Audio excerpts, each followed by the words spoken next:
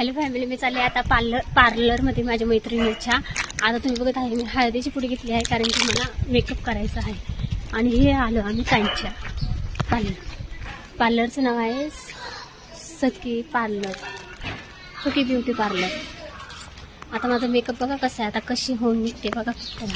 काय सांगू मित्रांनो मैत्रिणींनो, तुम्हाला मेकअप करायचं म्हणल्यावरती मला काही आवडत नाही फारसा मेकअप, कारण की का चेहऱ्याला सवय लागते मेकअपची, म्हणून मी जास्त करत नाही मेकअप. मला खेडेगावसारखं राहायची सवय लागली आली.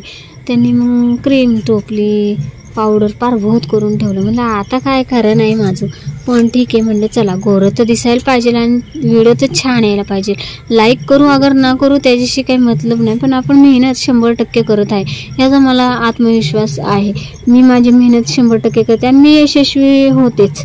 आणि दुसरी गोष्ट, ताईंनाही माझं बोलणं चालणं खूप आवडलं, परफॉर्मन्स आवडला, कारण की खेडेगावातली आहे ना मी. कारण की काही लोकांना आवडतं तर काही लोकांना आवडत नाही, पण आपल्या धाडसाला सलामी देतात, त्याबद्दल खरंच मनापासूनच धन्यवाद.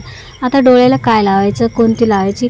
गुलाबी माझ्याकडे होती ती पिंक कलरची गुलाबी साडी, कारण की ती मी माझ्या कामाच्याच पैशामधनं मी घेतली आहे आणि ती साडी मस्त आणि पॅटर्न आहे. मला खूप आवडते ती साडी मी कोणाला शक्यतो देत नाही, कारण की ती साडी माझी जीव की प्राण आहे.